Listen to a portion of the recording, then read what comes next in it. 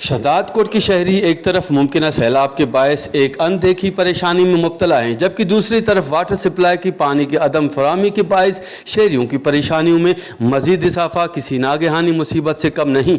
शहरी नमाज पढ़ने के लिए, वज़ू करने और किसी मैयत को गुस्ल देने के लिए भी परेशान रहने लगे हैं। दूसरी जानिब शहरी म्यूनसिपल चेयरमैन और पब्लिक हेल्थ की नाअहली के बायस 400 से 600 रुपये भर के मीठा पानी खरीदने पर मजबूर हैं। शहदादकोट के पहिरें नंबर ते खसारो असांखे पाणी जो ॾिनो वियो आहे, जंहिंजो इंसान जो जंहिं ते जियापो आहे। जे अगरि असांजो जियापो असां खां खसियो थो वञे त असां पोइ काॾे वञूं, कंहिंखे चऊं, कंहिंसां मथे मारी कयूं।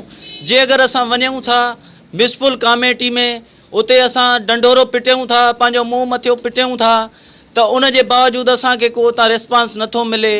जे अगरि असां अचूं था फ्री अचे, असां पब्लिक हेल्थ में वेहूं था त उतां उहे चवनि था त वरी वञो म्यूनसिपल कमेटी चेयरमैन खे चओ।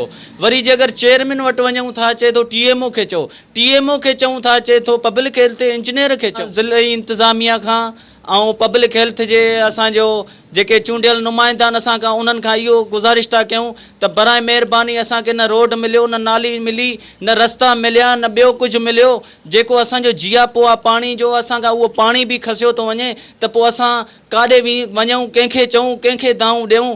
एक शहरी ने वश न्यूज़ से बात करते हुए मजीद कहा कि पानी हमारी ज़िंदगी है और हमारी ज़िंदगी मौजूदा हुक्मरानों के नाअहली के बायस तबाह बर्बाद हो रहा है।